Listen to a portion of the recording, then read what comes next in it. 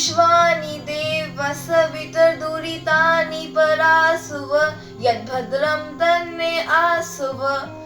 ॐ हिरण्यगर्भा समवर्तताग्रे भूतस्य जाता पतिरेक आसीत् सदाधार पृथिवी त्यामुते मां कस्मै देवाय हविषा विधेमाम्। ॐ य आत्मदाः बलदा यस्य विश्व उपासते वशिषं यस्य देवा यस्य छाया अमृतं यस्य मित्रुः कस्मै देवा यः हविषा विधेमा। ॐ य प्राणतो निमिषतो महित्वहेक इन्द्राजा जगतो बभूव य ईशे स्वधिपदस्य तुष्पदः कस्मै देव यः हविषा विधेमा। ॐ ये न्यध्यो रुग्रा पृथिवी चद्रड़ा ये न स्वास्थवितं ये न नाका यो अंतरिक्षे रजसो विमाना कस्मै देवा यः हविषा विधेम। ॐ प्रजापते न त्वदेतान्यो विश्वा जातानि परिता बभूव यत्कामास्ते जुहुमस्तनो अस्तु वयं स्याम पतयोरहिणाम्। ॐ सनो बन्धुर्जनिता सविधाता धामानि वेद भुवनानि विश्वा यत्र देवामृतमानशानाश्रितये ध्यामनदैरयन्ता। ॐ अग्नेनाय सुपथाराय अस्मान् विश्वानि देव वयुनानि विद्वान् यूयो दस्मजुराणमेनो पुयष्टान्तेन मत्तं विधेमम्। आप सभी को मेरा नमस्कार। एक बार फिर आर्य समाज न्याय की मंडी इस मई के महीने का आखिरी रविवार में आपके बीच में सत्संग लेकर आया है। जैसा हमने प्रॉमिस करी थी सभी बंधुओं से, क्योंकि लॉकडाउन का पीरियड है, कोई भी बाहर नहीं निकल सकता, कोई भी कहीं जा नहीं सकता, तो हम साप्ताहिक सत्संग के जरिए आपके पास आएंगे और अपनी बात कहने का, सत्संग देने का प्रयास करेंगे। तो आज 31 मई आखिरी रविवार, हम लोगों ने लगभग 2-2.25 महीने अपने घरों में गुजारे हैं। कल से शायद थोड़ी बहुत गतिविधि शुरू होगी, लेकिन ये तो तय है कि हमें इस कोरोना के साथ ही जीना है। साथियों, पिछले 2-2.25 महीने में हम सब ने अकेले घर पे बैठ के ही गुजारे हैं। यात्राएं बंद थी, ट्रेन्स बंद थी, हवाई जहाज बंद थे, हम लोग कहीं नहीं जा सकते थे, सभी अकेले थे घर में। लेकिन इस अकेलेपन से हम लोगों ने बहुत सारी यात्राएं की हैं। ये यात्रा थी मन की, ये यात्राएं थी अपने मन मस्तिष्क को एकाग्र करने की। तो साथियों, मैंने ये पाया कि हम लोगों ने 2 तरह की यात्राएं की हैं, सभी लोगों ने 2 तरह की यात्राएं की हैं। अकेले तो हम थे ही। एक अकेलेपन से वो रास्ता जो भटका देता है, जो उदासी लाता है, जो भोगवास में चला जाता है, जो आदमी को शिथिल बना दे देता है, जिसमें नेगेटिव ही नेगेटिव एनर्जी पैदा होती है, वो भी एक रास्ता है।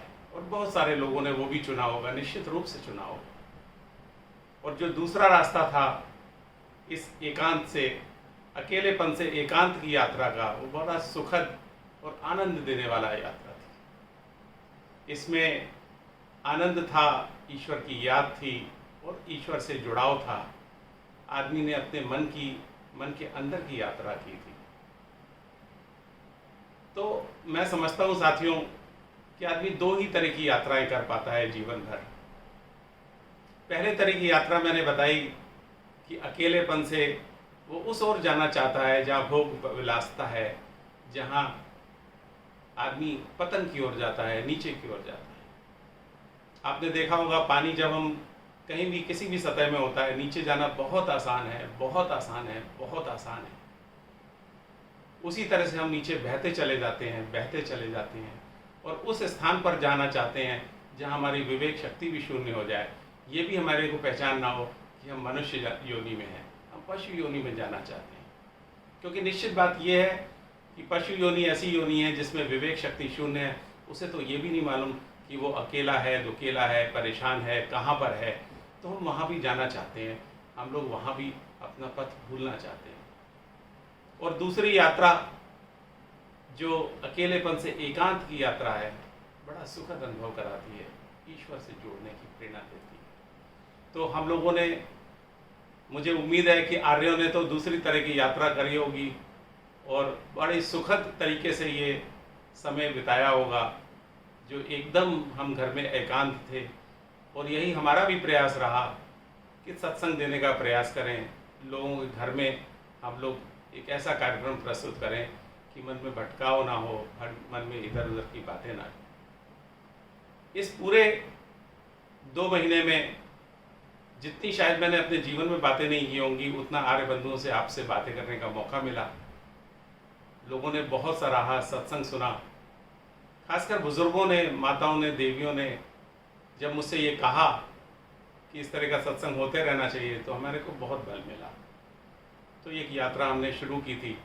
आज मई की आखिरी यात्रा है, आखिरी सप्ताह है।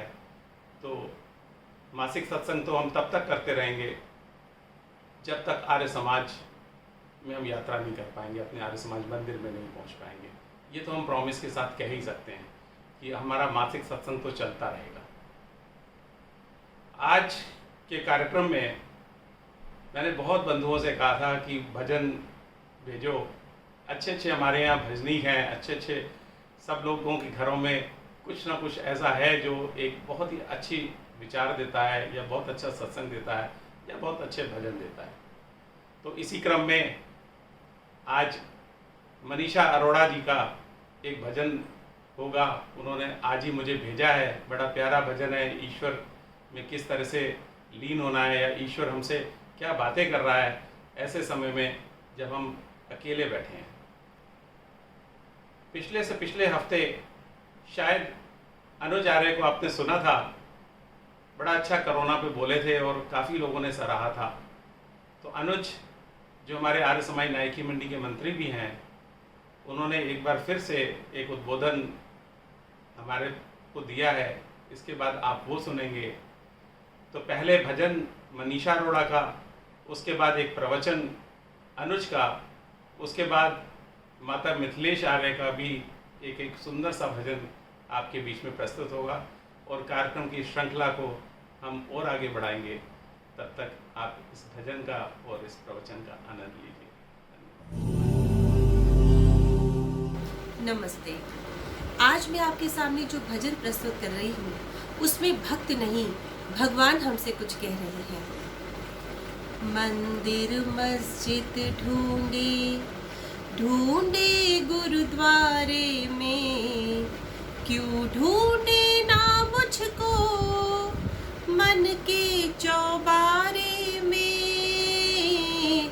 पल पल तेरे साथ मैं रहता हूँ, पल पल तेरे साथ मैं रहता हूँ। डरने की क्या बात जब मैं बैठा हूँ,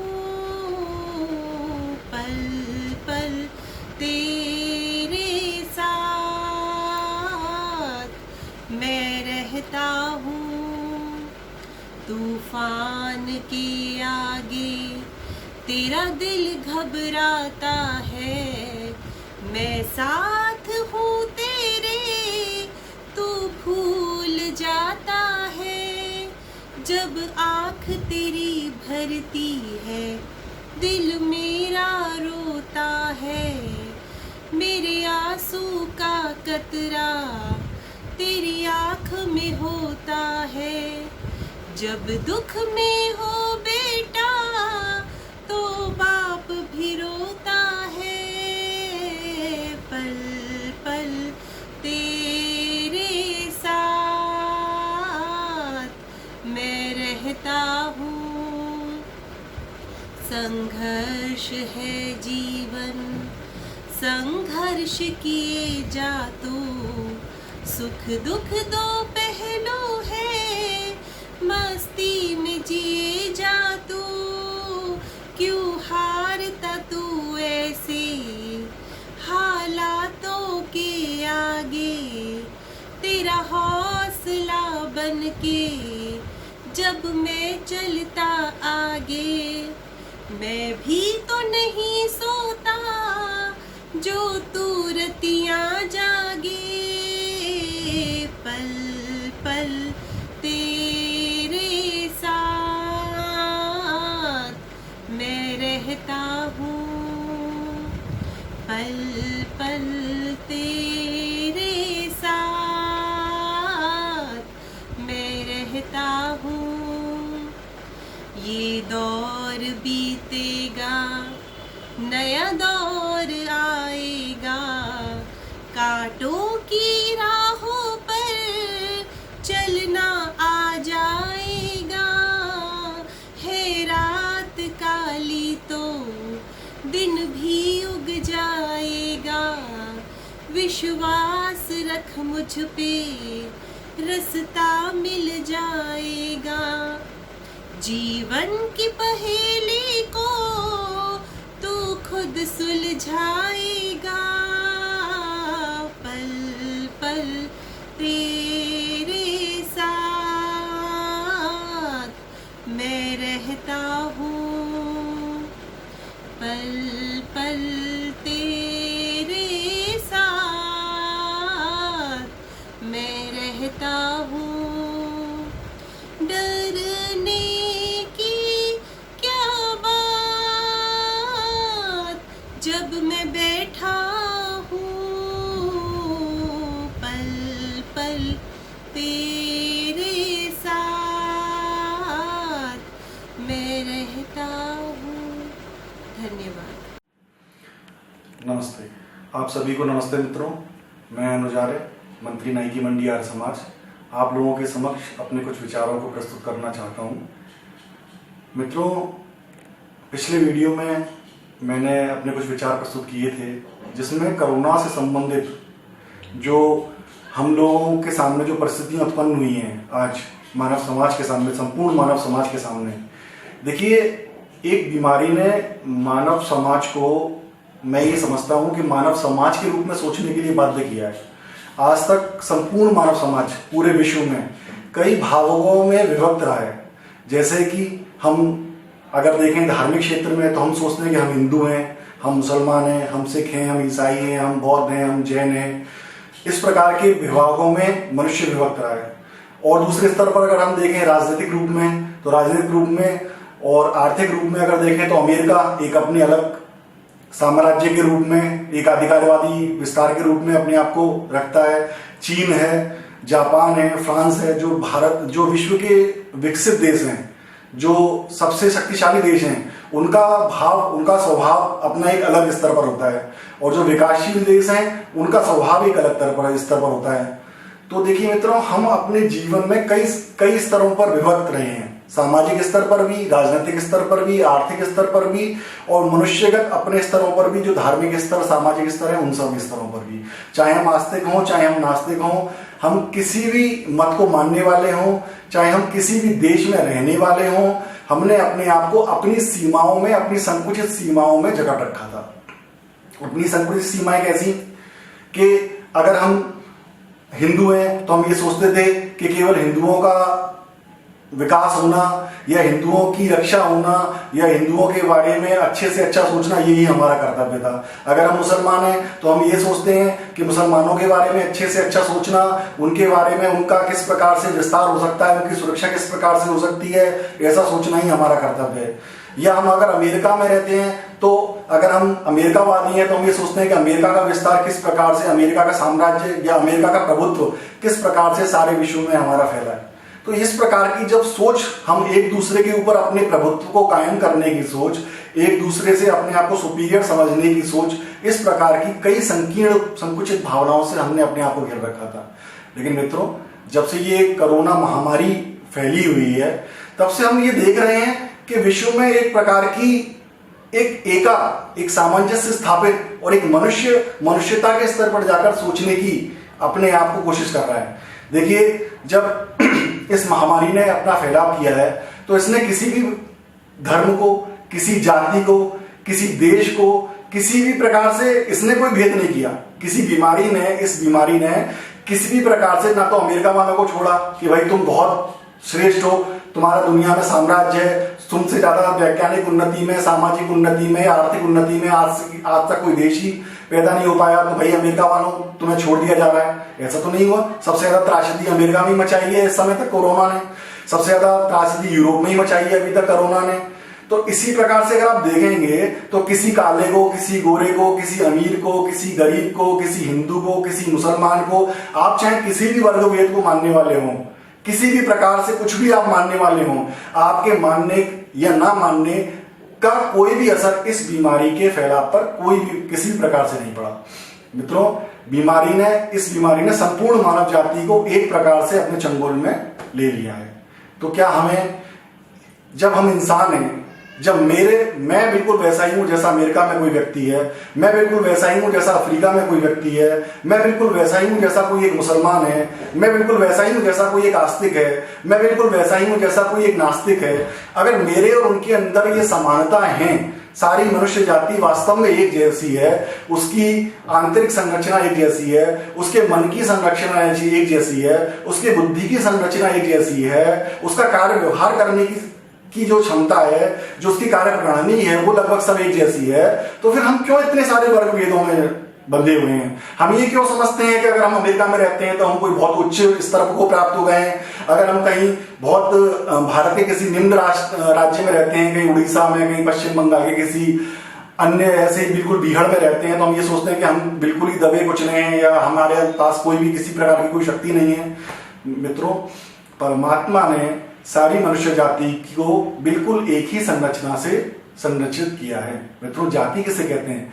अभी आप सोचेंगे कि जाति किसे कहते हैं, इसका मतलब राजपूत कोई जाति होती है क्या, ब्राह्मण कोई जाति होती है क्या, वैश्य कोई जाति होती है क्या, शूद्र कोई जाति होती है? मित्रों, क्या हिंदू कोई अलग से जाति है क्या, मुसलमान कोई अलग से जाति है, या गोरे कोई अलग से जाति के हैं, या फिर कोई काले अलग से जाति के हैं? मित्रों, ये जाति इस प्रकार से नहीं होती है। जाति कहते हैं कि जो एक प्रकार से जन्म लेता है वो एक ही जाति का होता है।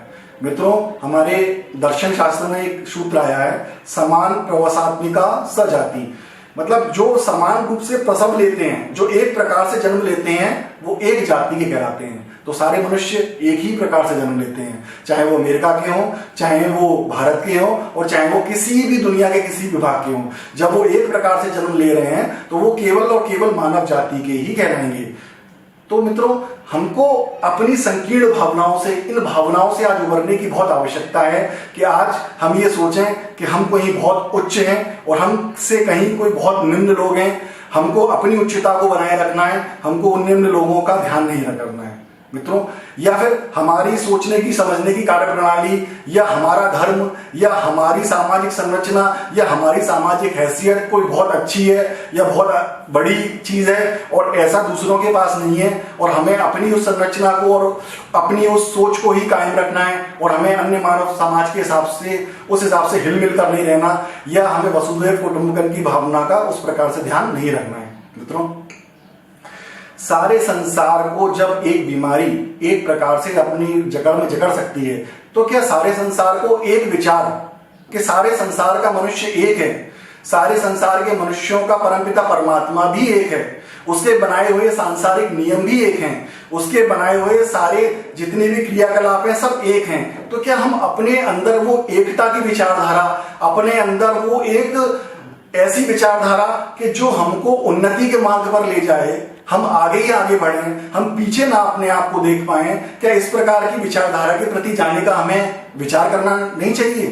क्या हमें ऐसा नहीं करना चाहिए कि हम आज इस समय में जबकि खाली बैठे हुए हैं पूरी तरीके से, जब हमारे सारे काम धंधे बिल्कुल बंद हैं, तो क्या हमें ये सोचने की आवश्यकता नहीं है कि हमारी मानव जाति ने ऐसे कौन से काम कर रखे हैं, ऐसे कौन से कार्य किए हैं अब तक कि जिनकी वजह से आज हम इस प्रकार की विषम परिस्थितियों में फंसे हुए हैं? या हमको ऐसे आगे कौन से कार्य करने हैं जिसकी वजह से हम ऐसी विषम परिस्थितियों से बिल्कुल दूर हो जाएं, या हम ऐसी कौन सी कार्य प्रणाली को अपनाएं कि जिस कार्य प्रणाली को अपनाने के बाद हम बिल्कुल निसंकोच हो जाएं कि अब हम लगभग सुरक्षित हैं। मित्रों, जब हमारा जीवन ही सुरक्षित नहीं रहेगा तो हम और किसी चीज को सुरक्षित रख के क्या करेंगे?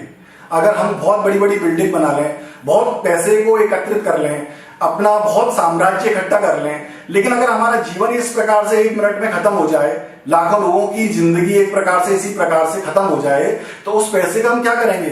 पैसे का उपयोग तो केवल मानव समाज के लिए ही है ना। आज तक किसी भी इतने बड़े संसार में किसी गधे को, किसी घोड़े को, किसी कुत्ते को, किसी गाय बैल को, किसी जानवर को, किसी पशु पक्षी को आज तक किसी पैसे की आवश्यकता तो नहीं पड़ी, किसी वस्तु विनिमय की आवश्यकता नहीं पड़ी, किसी ट्रेडिंग की आवश्यकता नहीं पड़ी, किसी व्यापार की आवश्यकता नहीं पड़ी। उन्हें तो कोई आवश्यकता नहीं है, उनके लिए संसार पूर्ण है। उनको अगर कोई पशु पक्षी है तो उसको दाना कैसे खाना है ये बात उसे पता है। अगर कोई जानवर है उसे पता है कि मुझे क्या खाना है और क्या नहीं खाना है, ये ज्ञान उसे पता है। किसी गाय के सामने अगर आप मांस रख देंगे तो क्या गाय मांस खा लेगी? क्या किसी शेर के सामने आप घास रख देंगे तो क्या वो शेर घास खा लेगा? सारे संसार के जितने भी जानवर हैं मित्रों, उन्हें ये बिल्कुल अच्छी तरह से पता है कि उन्हें क्या करना है और क्या नहीं करना है। क्यों? क्योंकि ईश्वर ने उन्हें भोग योनि में बनाया है। ईश्वर ने उन्हें अपने कर्म फल को भोगने के लिए तुम्हें क्या करना है। अगर ईश्वर ने किसी सुअर को बनाया है तो उसको पता है कि मुझे क्या सफाई करनी है। ईश्वर ने किसी कौए को, चील को, किसी चींटी को पैदा किया है तो उसे पता है कि वो सफाई कर्मचारी है और उसको किस प्रकार से सफाई करनी है। ईश्वर ने किसी मछली को, कछुए को बनाया तो उसे पता है कि उसे जल के अंदर क्या खाना है, क्या नहीं खाना है। ईश्वर ने जितने भी जीव बनाए हैं उनके अंदर स्वाभाविक ज्ञान है कि उन्हें क्या करना है और क्या नहीं करना है मित्रों। लेकिन मनुष्य तो कर्म योनि में भी है और भोग योनि में भी है। वो अपने पूर्व जन्म के किए हुए कर्मों का भोग भी भोगता है और नए कर्म को भी करता है। तो जब वो नए कर्म करता है तो संसार में परिवर्तन होता है। मनुष्य केवल ऐसा तो नहीं कर सकता, कोई बच्चा ऐसा तो नहीं कर सकता कि वो बच्चा पैदा हो, उसके बाद वो धीरे धीरे बड़ा हो और वो ना तो पढ़े, ना तो वो लिखे, ना अपने जीवन में कुछ सीखे, ना अपने जीवन में स्कूल में जाए, ना अपने जीवन में ये देखे कि उसके पिता ने व्यापार किया या उसके पिता ने नौकरी की है या उसके परिवार की क्या इतिहास है, उसको क्या करना है क्या नहीं करना है और बस वो बड़ा होता जाए। ऐसा हो सकता है? ऐसा नहीं हो सकता मित्रों। मनुष्य को जन्म के साथ जो सुविधाएं मिलती हैं उसको धीरे धीरे उन सुविधाओं को अक्षुण्ण बनाए रखने के लिए, उन सुविधाओं अपने जीवन में आगे बढ़ने के लिए अपने आप को सीखना पड़ता है, अपने आप को लर्निंग स्टेज में डालना पड़ता है, अपने आप को तपस्या के अंदर डालना पड़ता है। किसी भी छोटे बच्चे के लिए, आज हम इतने बड़े हो गए हैं, हमारे लिए 2 का पहाड़ा बहुत सिंपल है, लेकिन आप विचार कीजिए किसी 3 या 4 साल के बच्चे के लिए 2 का पहाड़ा याद करना या ट्विंकल ट्विंकल लिटिल स्टार को याद करना, ये क्या इतना सरल होता है? मित्रों, हर व्यक्ति के लिए उसकी कठिनाई उस लेवल पर, जिस लेवल पर वो है, वो उसके हिसाब से ही होती है। एक बच्चे के लिए 2 का पहाड़ा याद करना या किसी कविता को याद करना भी उतना ही कठिन है जितना आज हम और आप व्यापार को चलाने में या अपनी नौकरी को बचाए रखने में जितना परिश्रम और जितना संघर्ष हम आज कर रहे हैं, उतना ही कठिन सभी के लिए सब चीजें अपने अपने लेवल पर होती हैं। तो मित्रों, मेरे कहने का तात्पर्य ये था कि हम एक मानव समाज संपूर्ण पूरी दुनिया में जितने अरब की हमारी आबादी है, क्या हम जब इस बीमारी हमें बिल्कुल इस प्रकार से घिर रही है कि वो किसी में कोई भेद नहीं कर रही, तो हम अपने विचारों को इस प्रकार से क्यों नहीं आगे बढ़ा पा रहे हैं कि हम अपने विचारों को ऐसा बनाएं, हम अपने जीवन को ऐसा बनाएं कि आने वाले समय में हम एक मिसाल कायम कर सकें, हम इस प्रकार की उन्नति को प्राप्त कर सकें जो उन्नति केवल अमेरिका की नहीं हो, जो उन्नति युगांडा की भी हो, जो उन्नति केवल ब्रिटेन की नहीं हो, जो उन्नति किसी भी अन्यतम करीबतम देश की भी हो। आज आप देखें कि संसार में आर्थिक विषमता, ये जो संसार हम जो चला रहे हैं, जिस विकास की बात हम करते हैं, जिस बिजनेस की बात हम करते हैं, उस विकास की मूल अवधारणा क्या है? क्या ये सर्वे भवन्तु सुखिना, सर्वे सन्तु निरामया, सर्वे भद्राणि पश्यन्तु, क्या इस भावना को लेकर ये विकास चल पा रहा है? क्या हम अपने विकास को ऊपर से लेकर नीचे तक ले जा पा रहे हैं? क्या हम अपने विकास को ग्रासरूट लेवल पर ले जा पा रहे हैं? क्या हमारे यहाँ जो पियोन काम करता है, हमारे यहाँ जो छोटे छोटे कर्मचारी काम करते हैं, क्या हम उन तक विकास को ले जा पा रहे हैं या हम उनको खुश रख पा रहे हैं? आप देखें कि हमने अपने समाज की संरचना, हमने अपने व्यवसाय की संरचना, हमने अपने उद्योगों की संरचना इस प्रकार से की है कि सारे पैसे का दोहन, सारे पैसे का मालिक केवल कुछ लोगों तक सीमित बन के रह गया है। मित्रों, हम संसार के दूसरे सर्वाधिक आर्थिक विषम देश में रहते हैं। इस पहले नंबर पर रूस है, लेकिन रूस की आबादी कितनी है मित्रों? रूस की आबादी जितनी है उससे ज्यादा हमारे यहाँ गरीब लोग हमारे भारत में रहते हैं। तो मित्रों, इस कोरोना महामारी ने उस गरीबी की जो एक विषमता है कि मात्र 1% लोगों पर इस देश की 70-80%, 90% तक की संपदा लोगों के पास है। मतलब इस देश में मुकेश अंबानी है जिनके पास 1 लाख करोड़ रुपया, शायद उनके पास कैश भी पड़ा हुआ है और वो कई लाख करोड़ों की संपत्ति के मालिक हैं। इस देश में टाटा भी हैं, इस देश में बिरला भी हैं, इस देश में अंबानी भी हैं, इस देश में कई, मैं क्या नाम लूं आपके सामने। मतलब इस देश में ऐसे करोड़पतियों की, ऐसे अरबपतियों की संख्या मात्र 1% भी नहीं है हमारे देश की आबादी का, जो हमारे देश की संपत्ति का 70, 80, 90% तक भाग अपने पास रखते हैं। तो क्या मित्रों ये बात सही है? ये जो महामारी आज फैली है, इस महामारी की वजह से ये आर्थिक विषमता तो और भी ज्यादा विकराल हो जाएगी। जिन मजदूरों को 3 महीने तक काम नहीं मिला, जिन मजदूरों को इतना लंबा समय अपने जीवन में पैदल चलकर, अपने जीवन में इतनी कठिनाइयों को सहकर केवल अपने घर तक वो पहुंचे हैं, तो क्या हम कैसे समाज की हम संरचना करना चाह रहे हैं? हम क्या चाहते हैं कि हम अपने धन का, अपने जीवन में अपनी समृद्धि का भाग जो उसका अधिकारी है, हम क्या उसको सही रूप से दे पा रहे हैं कि नहीं दे पा रहे हैं? मित्रों, हमको इन सब चीजों के बारे में विशेष रूप से ध्यान करने की आवश्यकता है। हमको ये बिल्कुल देखने की आवश्यकता है कि हमारे जो भी अब क्रियाकलाप आगे से होंगे, क्या वो इस आर्थिक विषमता को दूर करेंगे?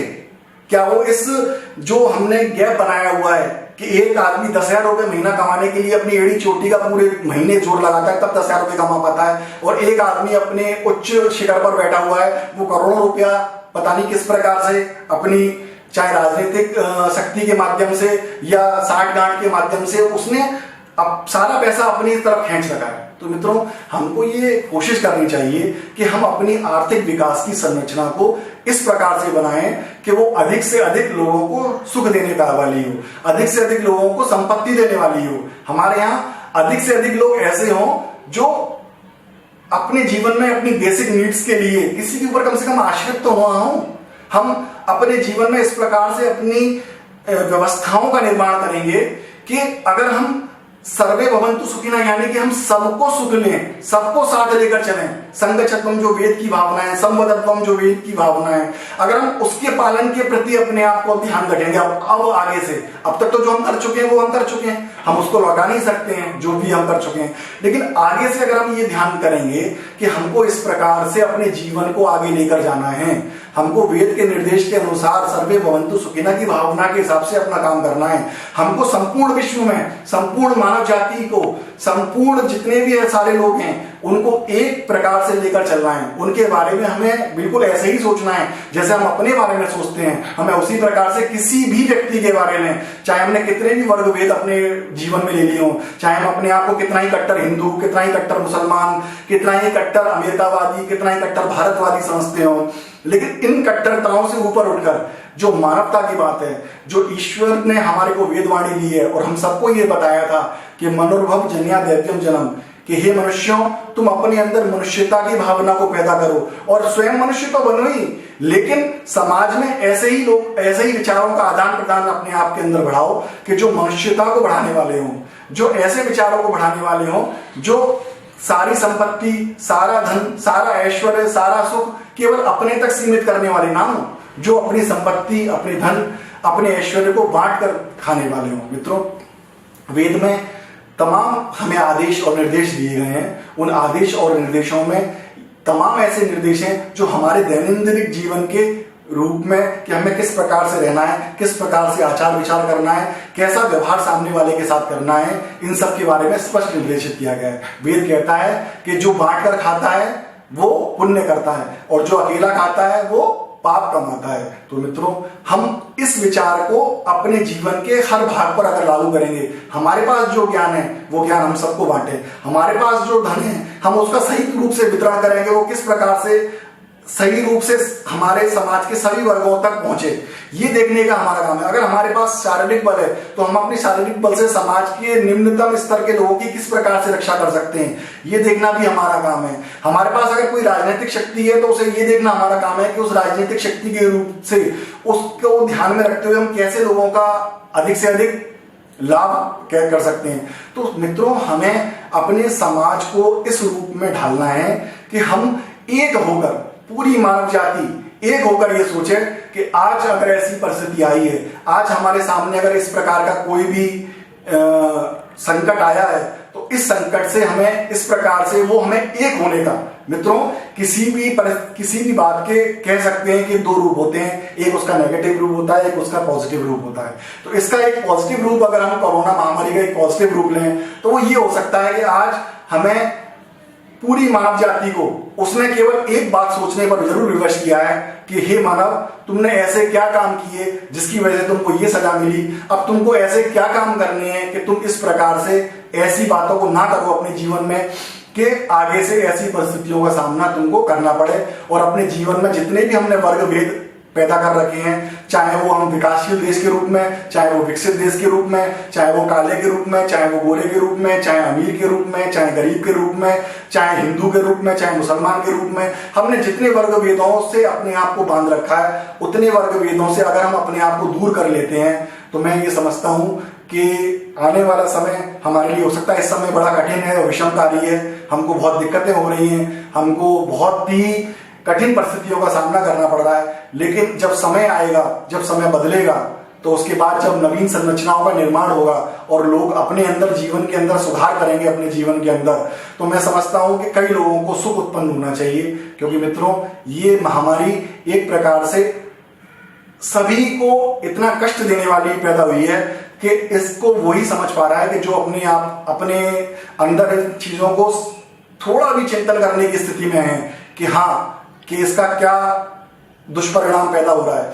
मित्रों, ये हमको ये सिखा रही है ये महामारी कि हमको कैसे अपने जीवन को वैदिक नियमों के अनुसार हमें ढालना पड़ेगा, हमको किस प्रकार से अपनी संकीर्ण मानसिकता से, अपने क्षुद्र सोच से, अपनी छोटी सोच से आगे निकलकर अपने हृदय को एक विशाल हृदय के रूप में स्थापित करना पड़ेगा, अपने मस्तिष्क को एक विशाल मस्तिष्क के रूप में स्थापित करना पड़ेगा, अपने हृदय में अपनी जगह को इतना बड़ा करना पड़ेगा कि उसके अंदर हम सभी मानवता को, संपूर्ण मानवता को समाहित कर सकें। मित्रों, हमें इस प्रकार से अपने जीवन की आगे संरचना करनी है, अपने मानव समाज का निर्माण इस प्रकार से करना है कि उसके अंदर हमने जितनी विषमताओं को बांध रखा है अपने आप को, अब तक अपनी सोच को जिस प्रकार से सीमित कर रखा है, उस सीमित सोच से बाहर निकलकर हम एक विश्व, एक मानवता, एक विचार के रूप में अगर हम आगे बढ़ेंगे तो मैं समझता हूं कि हम सुख को उत्पन्न करेंगे।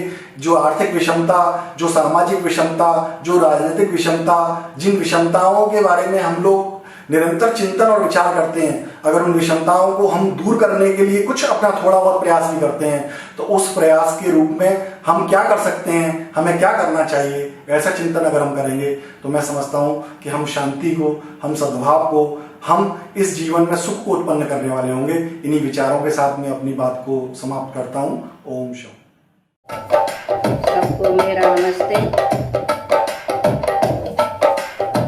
मंदिरों में जले सैकड़ों दीप हैं, जिंदगी में किसी के जलाओ दिया।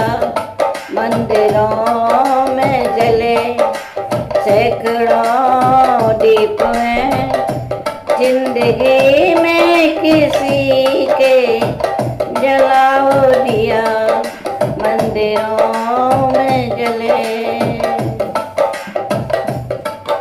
ये कलश के कलश दूध अभिषेक का फैलता नालियों में चला जा रहा। ये कलश के कलश दूध अभिषेक का फैलता नालियों में चला जा रहा। घूंट दो घूंट दे देते अब आगे को तुम, घूंट दो घूंट दे देते अभागे को तुम याद जिसको नहीं दूध कबूता पिया। मंदिरों में जले सैकड़ों दीप हैं, झोंपड़ी में किसी के जलाओ दिया।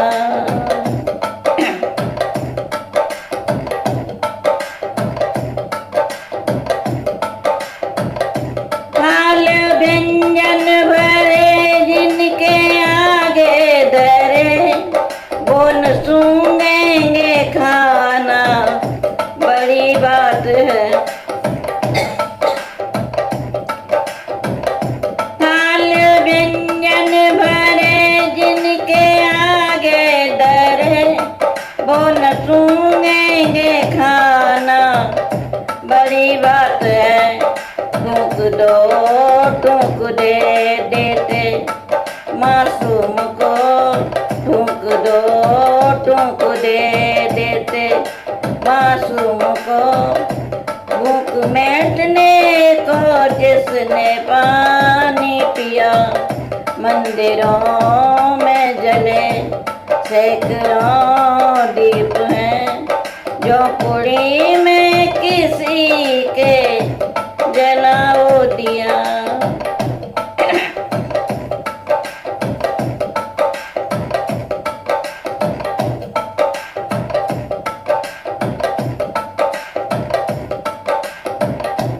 भागवत भी सुनी और कथा राम की, कोई बदलाव जीवन में आया नहीं। भागवत भी सुनी और कथा राम की, कोई बदलाव जीवन में आया नहीं। इस व्यथा की कथा भी सुनो ध्यान से, इस व्यथा की कथा भी सुनो ध्यान से। जिसकी बेटी ने पतिगृह में विष पी लिया। मंदिरों में जले सैकड़ों दीप हैं, जिंदगी में किसी के जलाओ दिया।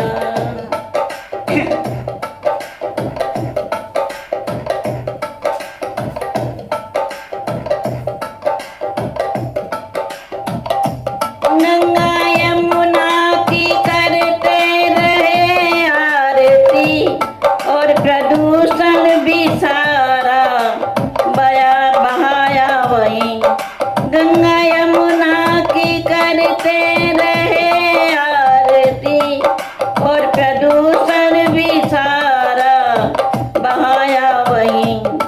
अंधविश्वास अज्ञान ऐसा फला, अंधविश्वास अज्ञान ऐसा फला। पाप सब धुल गए, आज मन कर लिया।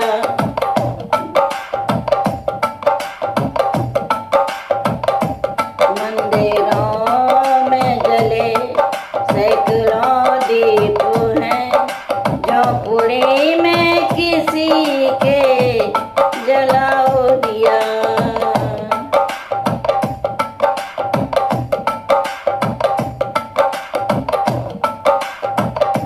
पर्वतों के शिखर शिव का पूजन किया, घाटियों में गए पूजने देवियां।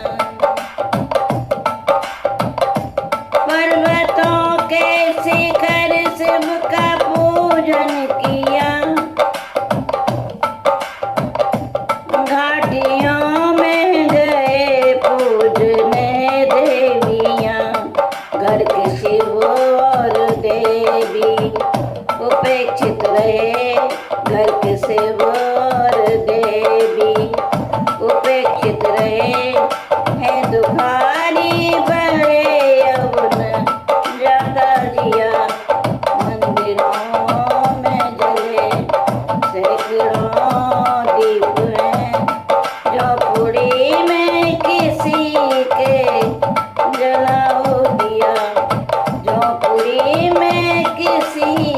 जलाओ दिया।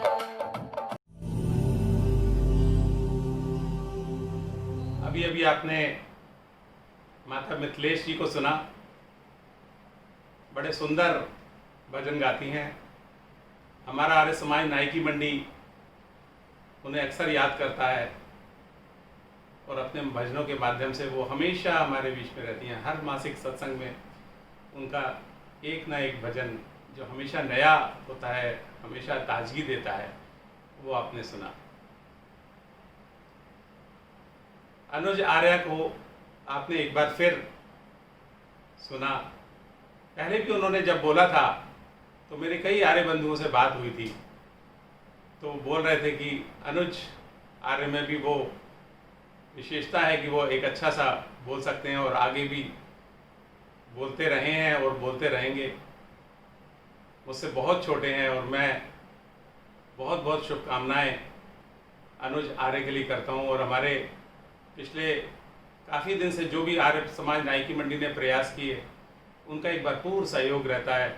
चाहे वो करुणा हमने कोष खोला था और पूरे आगरा में एक गायों के लिए हमने कार्य किया था और गायों को चारा दिलाने में काम किया था, तो अनुज जी का भी बड़ा अच्छा सहयोग रहा था।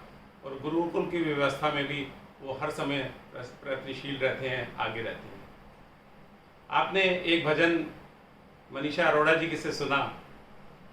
निश्चित रूप से उन्होंने ये बताने का प्रयत्न किया कि मनुष्य को अब बाहर नहीं, अपने अंदर ही ईश्वर को ढूंढना है।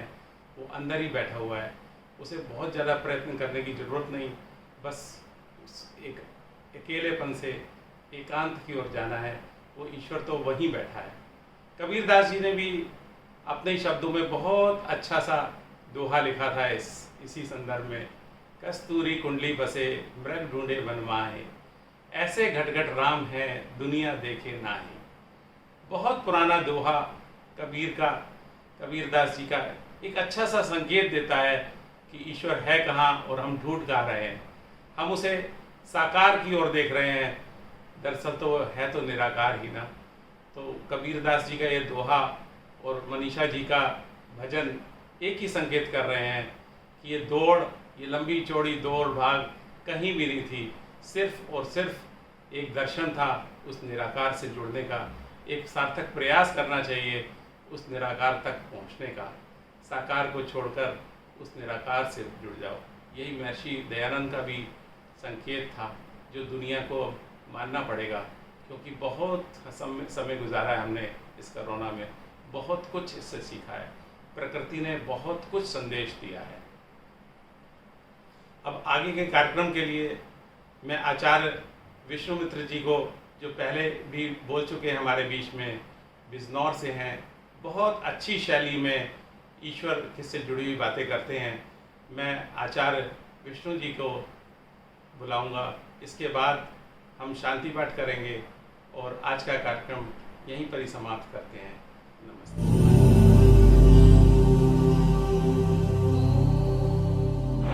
पवित्र आत्माओं, हमारे जन्म जन्मांतर के कर्मों के कारण परमपिता परमात्मा ने हमें सर्वोत्तम जीवन, मानव जीवन प्रदान किया है। अगर हम मनुष्य जीवन को वृक्ष कहें तो इस पर 4 फल धर्म, अर्थ, काम और मोक्ष नामक लगते हैं। इन फलों को प्राप्त करने के लिए प्रत्येक व्यक्ति की इच्छा लंबी आयु की रहती है। बहुत लंबी आयु प्राप्त हो, ये इच्छा सभी की रहती है। एक व्यक्ति को विद्या मिल जाए, बल मिल जाए, धन मिल जाए, लेकिन उसे आयु न मिले, क्या कर ले इन विद्या आदि पदार्थों का।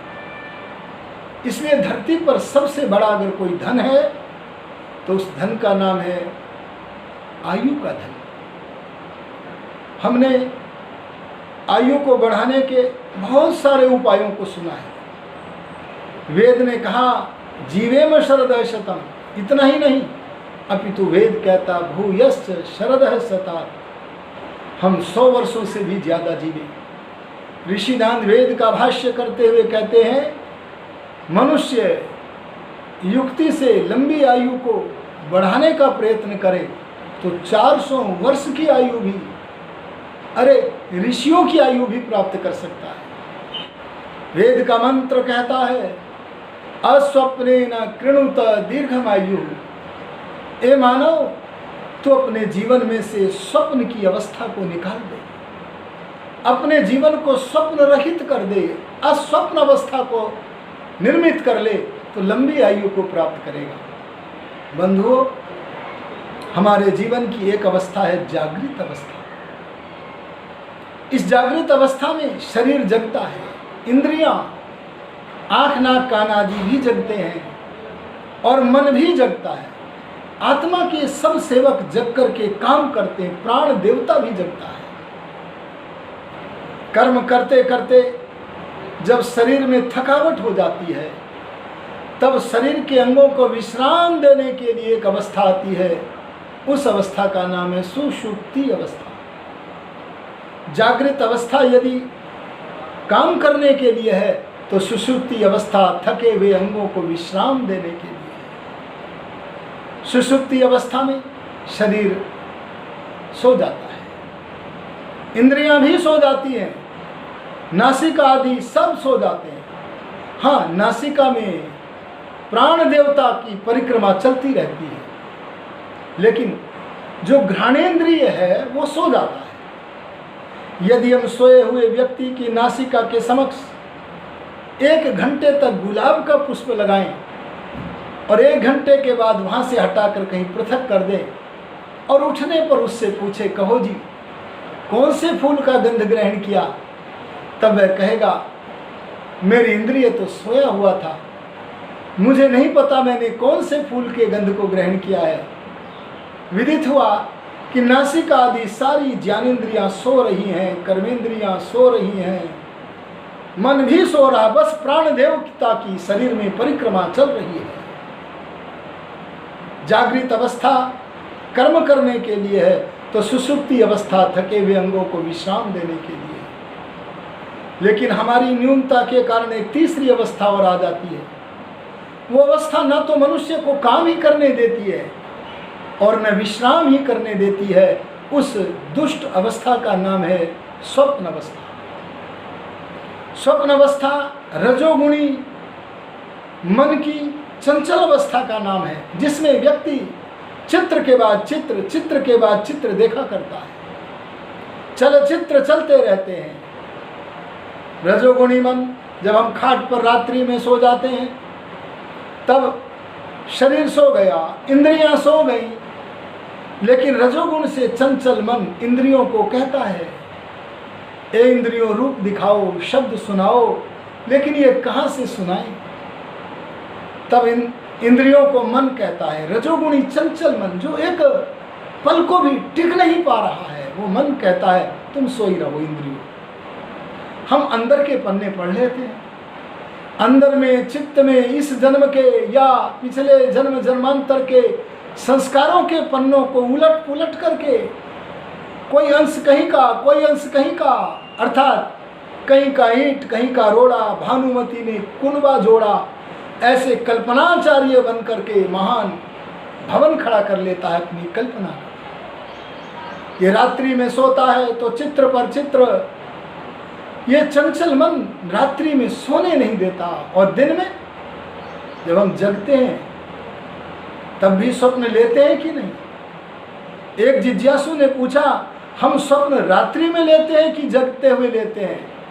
तब ऋषिराज गंभीर हो गए और उत्तर देते हुए कहते हैं, पुत्र ए शिष्य, मनुष्य सोता है तो भी स्वप्न लेता है, उसका नाम रात्रि स्वप्न है, और मनुष्य जब जगता है उसका नाम दिवा स्वप्न है। हर समय स्वप्न लेता है, जागृत में भी स्वप्न, सुषुप्ति में भी स्वप्न। जिज्ञासु कहने लगा, हे भगवान, वह अवस्था फिर कौन सी है जिस अवस्था में मानव स्वप्न नहीं लेता। ए शिष्य, 2 अवस्था में मनुष्य स्वप्न नहीं लेता। एक अवस्था का नाम है सुषुप्ति अवस्था, गाढ़ निद्रा। गाढ़ निद्रा में शरीर सो गया, इंद्रियां सो गई, मन सो गया, सारे आत्मा के सेवक सोए पड़े हैं। हाँ, वो स्वस्थ अवस्था है। उस अवस्था को सब प्राप्त नहीं कर पाते।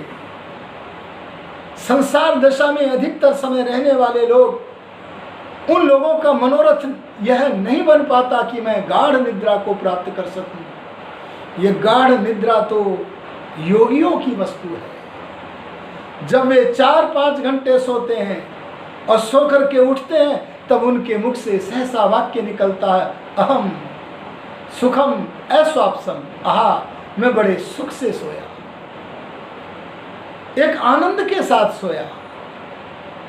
लेकिन तमोगुणी व्यक्ति सोता रहता है, लंबा सोता रहता है। बलात् उठाओ तो उठ तो जाएगा, पर मौका मिलते ही फिर सोएगा। और रजोगुणी व्यक्ति रात भर स्वप्न देखता हुआ है, प्रातः काल कहता आह निद्रा अच्छी नहीं है। इन दोनों की सुसुप्ति अवस्था गाढ़ निद्रा अवस्था नहीं है। ये स्वप्न देख रहे हैं, चित्र के बाद चित्र खींचते चले जा रहे हैं। ऐसे ही जागृत अवस्था में हम एक पल को भी अपने मन को एकाग्र नहीं कर पा रहे हैं। जिज्ञासु को जब यह विदित हुआ कि हम सोते समय भी स्वप्न लेते हैं, जागृत में भी स्वप्न लेते हैं, तो उसने जिज्ञासा से प्रश्न कर दिया, हे ऋषिवर बताओ तो सही, वह समय कौन सा है जब हम स्वप्न नहीं लेते? मैं उस समय का निर्माण करूंगा, मुझे उपदेश करो कौन सा समय है। तब दयालु ऋषि कहने लगे, मानव तेरे जीवन में 2 समय होते हैं जब तू स्वप्न नहीं लेता। एक तो गाढ़ निद्रा सुषुप्ति अवस्था का निर्माण कर। इसका निर्माण कैसे करूं? जब भी कोई कार्य करे तब उस समय उस कार्य में मन लगा के कर, मन को चंचल करके मत कर। और एक समय और है जिस समय हम स्वप्न नहीं लेते, उस अवस्था का नाम है समाधि अवस्था। समाधि अवस्था का जहां नाम लिया, शिष्य के मुख से तुरंत निकला समाधि। यह तो बड़ा कठिन काम है। जब शिष्य ने यह कहा समाधि यह तो बड़ा कठिन काम है, आचार्य के मुख से वाक्य निकला, इसीलिए तो किसी का आयु लंबा नहीं होता। ए शिष्य, धारणा करता करता आगे बढ़, ध्यान करता करता आगे बढ़, लंबी संध्याओं को करता हुआ आगे बढ़। अगर तू 3 घंटे से ज्यादा अपने मन को एकाग्र करने में समर्थ हो गया, लंबी लंबी संध्याओं के द्वारा तेरा ये मनोरथ पूर्ण हो गया, तो तेरी समाधियां लगनी प्रारंभ हो जाएंगी। और अगर समाधि लगनी प्रारंभ हो गई तो उस समाधि की अवस्था का नाम है अस्वप्न अवस्था, अर्थात स्वप्न रहित अवस्था। उन लंबी लंबी समाधियों के द्वारा तू स्वस्थ हो जाएगा। आत्मा मन और इंद्रियों का दास नहीं होगा, अधिपति होगा। वह कह सकेगा ममैते वश्याः नाहमे तेषां वश्य है। मन आदि मेरे सेवक मेरे नियंत्रण में है। मैं प्रकृति से बने हुए मन आदि इंद्रिय आदि पदार्थों के नियंत्रण में नहीं हूं। ऐसे व्यक्ति के मन का विकास, ऐसे व्यक्ति की इंद्रियों का विकास, ऐसे व्यक्ति के शरीर की शक्तियों का विकास ऐसा होता है। परमात्मा ने जितने समय के लिए इसे जीवन देने के लिए मानव योनि का निर्माण किया है, उस 200, 300, 400 वर्ष की आयु को भी प्राप्त कर सकता है। आप वेद के इस संदेश को सुन करके आश्चर्य कर रहे होंगे। हमारे कुछ बंधुओं को विश्वास भी नहीं हो रहा होगा, भला कहीं 400 वर्ष की आयु भी प्राप्त की जा सकती है, ऐसा सोच रहे होंगे। क्योंकि चारों ओर दृष्टि डालो, कोई दृष्टिगोचर ही नहीं होता। 100 वर्षों तक कोई विरला पहुंचता है। लेकिन ध्यान दीजिएगा, इतिहास के पन्नों को पढ़ के देखिएगा तो शताधिक वर्षों को जीने वाले, अरे कई सौ वर्षों के जीवन को जीने वाले अनेक ऋषि हुए हैं। एक प्रसिद्ध नाम मैं आपके समक्ष रखता हूँ। महाभारत के युद्ध में बड़े बड़े योद्धा हैं। उन योद्धाओं में सबसे बड़ा वीर कौन है अगर ये पूछा जावे तो उत्तर मिलता है अस्वप्न अवस्था को निर्मित करने वाले योगीराज कृष्ण थे। और कृष्ण के बाद उस रणांगण में अगर कोई सबसे बड़ा योद्धा था तो उस योद्धा का नाम था भीष्म पितामह। आप जरा विचार तो करो, भीष्म पितामह युद्ध किन से कर रहे हैं? पोतों से नहीं कर रहे, पड़पोतों से युद्ध कर रहे हैं। अभिमन्यु पड़पोता ही तो था। 175 वर्ष की आयु में जिस दिन भीष्म का दिन होता था, पांडवों को गाजर मूली की तरह से काटता था, आज हम 50 वर्ष की आयु के, 60 वर्ष की आयु के वृद्ध हो जाते हैं। लेकिन ध्यान देना, भीष्म पितामह युवक थे। अरे युवक उसे कहते जो कर्मों की झड़ियां लगा दे, जो व्यक्ति को अविद्या से तोड़कर विद्या से जोड़े, जो जोड़ तोड़ करे, जो अभाव से भाव को अभाव से तोड़कर भाव से जोड़े, अन्याय से तोड़कर न्याय से जोड़े, ऐसे कर्मों की लड़ियां लगाने वाला, अशुद्धि से तोड़कर शुद्धि से जोड़ने वाला जो महावीर होता वो युवक। अगर हम स्वप्न रहित अवस्था को प्राप्त करेंगे तो भीष्म की तरह युवा बनने में समर्थ होंगे। लेकिन मन को रोकने का काम बच्चों का खेल नहीं है, साधारण कार्य नहीं है, असंभव भी नहीं है, विशेष कार्य है। जन्म जन्मांतर की वासनाएं हमें इस कार्य को करने से रोकती हैं, लेकिन धैर्य के साथ लगे रहना होगा। गिरेंगे फिर उठेंगे, गिरेंगे फिर उठेंगे, अंततः जो लगातार लगा रहेगा उसकी विजय होगी। अगर हम विजय को प्राप्त करना चाहते हैं तो हमारे सामने ऊंचे उदाहरण होने चाहिए। हमारे सामने भीष्म पितामह का, योगीराज कृष्ण का, मर्यादा पुरुषोत्तम राम का और महर्षि दयानंद सरस्वती का उदाहरण होना चाहिए। मैं सत्य कहता हूं, अगर हम लोगों का दुर्भाग्य न होता तो आज हम वृद्ध लोगों के बीच में युवा दयानंद विद्यमान होता। आओ हम संकल्प लें, महर्षि दयानंद के जीवन को अपना आदर्श बना करके उन्होंने जो पातंजल योग की पद्धति, ऋग्वेद आदि भाष्य भूमिका, सत्यार्थ प्रकाश आदि ग्रंथों में दी है, उस पर चलकर मन की एकाग्र अवस्था का निर्माण करें। इसी का नाम धारणा भी है, बढ़ गई तो ध्यान भी है, और भी उच्च अवस्था का नाम समाधि है। आओ इस ओर विलंब न करो, समय बहुमूल्य है। इंडिया टीवी की तरह यह तो कभी न कहना फिर न मिलेगी जिंदगी दोबारा। यह तो पुनर्जन्म न मानने वाले मूर्ख संप्रदायों की बात है। बहुनी में व्यतीतानि जन्मानि तव चार्जुन।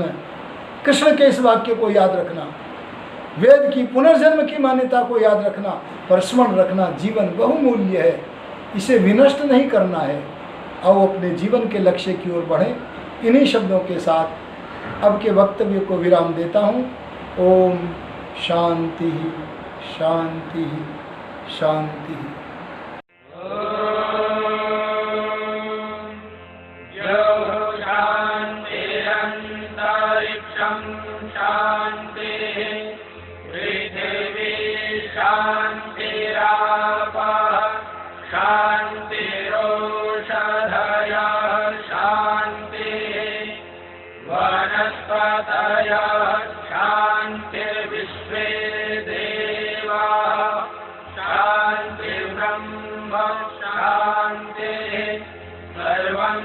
शांति शांतिरेव शांति।